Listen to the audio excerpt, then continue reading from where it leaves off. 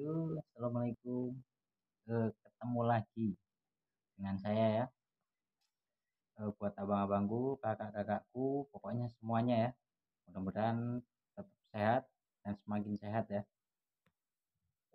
Di video kali ini saya akan bahas tentang tips untuk menjalankan puasa ya. Karena ada yang minta bikin video kayak gitu ya. Jadi saya bikinin tipsnya ya agar teman-teman lebih nyaman dan aman.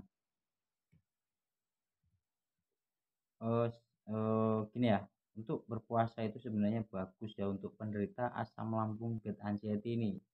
Cuma di satu sisi itu karena untuk yang masih anxiety-nya masih tinggi ini malah suatu tantangan ya. Tapi sebenarnya itu nggak apa-apa dan nggak bahaya karena memang dengan kita berpuasa kita itu bisa menjadi lebih tenang, lebih rileks, lebih bisa mengontrol stresnya, terus lebih bisa untuk sabarnya, lebih cepat untuk bisa menyadarinya bahwasanya eh, asam lambung dan anxiety ini nggak apa-apa ya, itu hal biasa dan hal wajar. Jadi teman-teman nggak usah takut, pokoknya tetap tenang, santai, pokoknya yakin sembuh, nggak usah mikir-mikir terlalu banyak pikiran ya. Untuk tips berbuka puasa dari kita sahur, untuk waktu kita sahur itu kalau dulu dulu ya untuk saya itu tadinya kan kita makan masih porsi kecil tapi sering ya.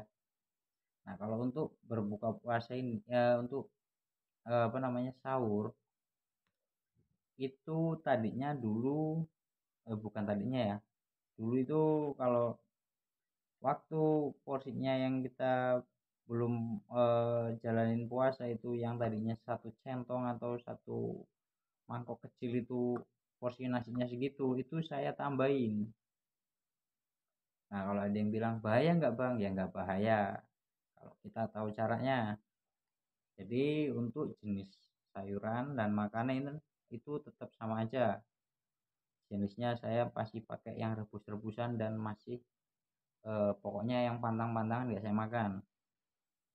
Karena tujuannya agar nggak memancing produksi asam lambung untuk naik. Dan teman-teman nggak usah takut, harus semangat karena di situ tadi itu manfaatnya banyak untuk penderita asam lambung dan anxiety. Tapi kalau yang masih tinggi anxiety-nya biasanya malah enggak, malah suatu tantangan karena dia belum bisa menyadarinya. Jadi teman-teman mulai sekarang harus bisa. Nah situ ya, untuk jenis makanan sayurannya pokoknya saya masih pakai yang rebus-rebusan. Jangan makan makanan untuk yang memancing produksi asam lambung itu naik. Untuk porsi memang saya tambahin, cuma saya kasih jeda. Jadi teman-teman kasih jeda, misalkan kita sahur jam 4 atau setengah 5. Itu bangun, minum air hangat, terus kita makan yang tadinya porsinya apa ya, enaknya gini, misalkan satu mangkok kayak orang jual pecel lele itu ya, itu teman-teman pasti tahu ya. Nah, itu ditambahin setengahnya lagi. Ditambahin setengahnya lagi. Sayurannya pun masih sama ya, pakai rebus-rebusan pokoknya. Nah, tambahin setengahnya lagi. Nah, setelah kita makan itu teman-teman usahain minumnya jangan banyak dulu agar produksi asam lambung enggak kepancing naik. Jadi kalau bisa apa namanya minumnya itu setengah gelas dulu ya, jangan terlalu banyak. Nah nanti kalau udah agak ada jarak misalkan berapa menit, 10 menit atau bukan 10 menit ya, 15 menit atau setengah jam, nah itu teman-teman minum lagi nggak apa-apa. Jadi produksi asam lambung nggak terlalu meningkat. Dan yang paling penting untuk mengunyahnya, teman-teman harus perhatiin mengunyahnya ya. Jadi kunyah sampai benar-benar halus, pastiin sampai benar-benar halus itu. Nah kalau untuk berbuka puasa itu teman-teman kalau bisa jangan minum air dingin dulu. Jadi waktu kita mau berbuka puasa itu teman-teman minum air hangat dulu. Setelah minum air hangat itu teman-teman jangan langsung makan. usahain makan makanan ringan atau makanan-makanan yang terpenting pokoknya makan makanan yang manis ya. Dan perhatiin ngunyahnya juga. Ngunyahnya juga ya, contohnya ya kayak kurma, terus kayak singkong rebus dikasih gula kayak gitu, itu untuk cemilan awalan ya, dulu saya kayak gitu. Nah setelah di situ itu teman-teman kan sholat ya. Untuk yang belum berani sholat itu tunggu dulu ya sampai 5 menit. Nah itu teman-teman baru makan nasi. Itu makan nasi pun porsinya juga harus dijaga. Makan itu porsinya harus dijaga, nggak harus langsung banyak, enggak, dikit aja ya. Contohnya kalau kita sahur misalkan satu mangkok kecil itu lebih, nah di situ kita satu mangkok dulu. Nanti kalau mau nambah nggak apa-apa, yang penting jangan waktu mau tidur itu teman-teman jangan makan ya, kasih jarak 2 jam dari kita sebelum tidur, pokoknya di situ. Nah ini yang penting lagi, usahain dari kita berbuka puasa sampai kita sahur lagi itu minum minimal 8 gelas, usahain. Jadi jangan cuma 14 ya. Kalau lebih itu lebih bagus ya, jadi biar tubuh nggak kekurangan cairan. Nah dengan kita puasa ini nanti teman-teman bakal bisa lebih menyikapinya dalam setiap hal sensasi, dan lebih bisa menyadarinya bahwa ini nggak apa-apa dan nggak bahaya.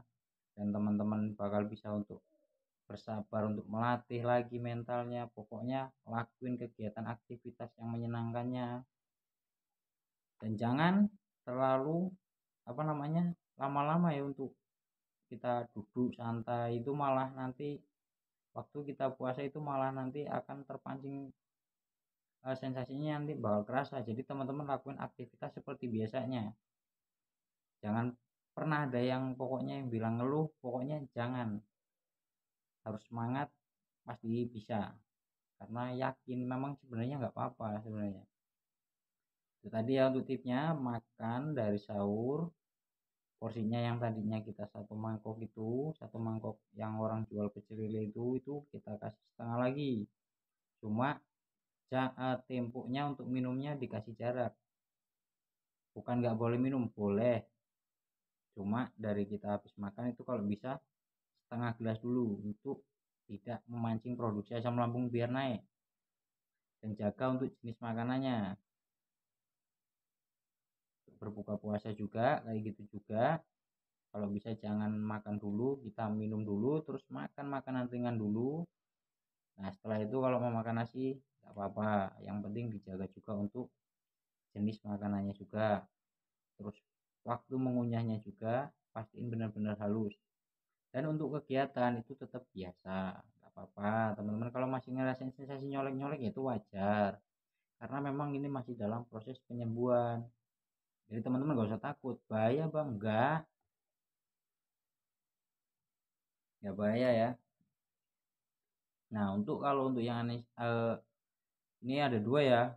Ini untuk yang anxiety-nya masih tinggi, itu teman-teman mulai latih lagi dari sekarang.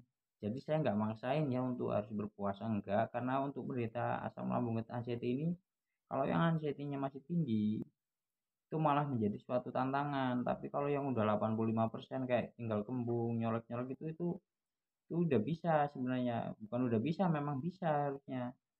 Tapi kalau yang masih ngerasain kayak mulut kayak asem, terus eh, dada masih kerasa kayak kebakar, terus kayak masih suka apa gemeteran kayak gitu ya, itu sebenarnya hal wajar. Cuma karena anxiety-nya masih tinggi, itu teman-teman dilatih dari sekarang, tidak harus dilatih. Misalkan kok bang ini saya nggak kuat sampai jam segini, ya tetap cari senyamannya aja ya. Kalau misalkan dari jam 2 itu teman-teman, ya misalkan dari sahur itu jam 2 kok teman-teman ngerasain nggak nyaman, atau di jam sebelum jam 2, itu ya teman-teman makan nggak apa-apa untuk untuk yang anxiety-nya masih tinggi. Tapi kalau untuk yang udah keluar rumah, yang udah bisa beraktivitas, atau di luar rumah pun bisa ngelakuin aktivitas yang menyenangkan itu kalau bisa ide full, harus dilatih juga biar lebih mantep lagi ya. Jadi nggak usah takut, nggak usah tegang. Kita mulailah belajar dari kita berpuasa ini untuk menyikapi dalam hal sensasi itu biasa, hal wajar pokoknya. Jadi teman-teman mulai bisa menyadarinya dari sekarang ya, nggak apa-apa. Karena ini sebenarnya tujuannya bagus untuk penderita asam lambung dan anxiety ini. Nah, tapi kalau untuk yang anxiety-nya masih tinggi, ini biasanya malah suatu tantangan. Tantangannya agak berat. Nanti kalau saya kayak gini gimana? Nanti kalau saya kayak gini gimana? Nah, itu dilatih lagi. Nanti yang kita puasain tadinya. Ini saya pun kayak gitu ya dulu ya. Untuk saya dulu waktu awal kayak gitu. Itu saya sahur itu jam 12 kayak anak-anak TK itu ya. Saya ngegituin kayak gitu dulu. Itu 3 hari saya kayak gitu. Jadi sahur jam 12 itu udah ajan itu saya makan siang jam 12 siang. Itu waktu awal masih apa namanya anxiety-nya masih tinggi ya. Saya dulu belajarnya kayak gitu. Itu 3 hari saya kayak gitu. Tapi selepas itu saya coba. Memang setelah saya coba itu dulu jam 3 karena anxiety-nya masih tinggi karena saya pun belum tahu. Jam 3 itu apa namanya saya makan karena saya ngerasa nggak nyaman karena dulu belum tahu. Tapi kalau setelah tahu sebenarnya itu nggak apa-apa, itu hal wajar ya. Yang namanya sensasi-sensasi kayak gitu itu nggak apa-apa sebenarnya. Memang sebenarnya cuma muter-muter aja sensasinya kayak gini kayak gini kayak gini aja. Dan untuk yang lain-lainnya untuk rasa-rasa itu ya dari anxiety-nya. Jadi teman-teman nggak usah takut, nggak usah panik, itu nggak bahaya. Pokoknya cari senyaman mungkin untuk eh, apa namanya ngelakuin aktivitas hari-hari dan untuk menjalankan puasanya. Pokoknya cari senyaman mungkin. Dan saya tidak menyarankan untuk yang anxiety-nya tinggi itu untuk harus wah pokoknya dikuatin. Enggak, saya enggak ngomong kayak gitu. Jadi cari senyaman mungkin. Dan untuk tips jenis makanannya gitu tadi.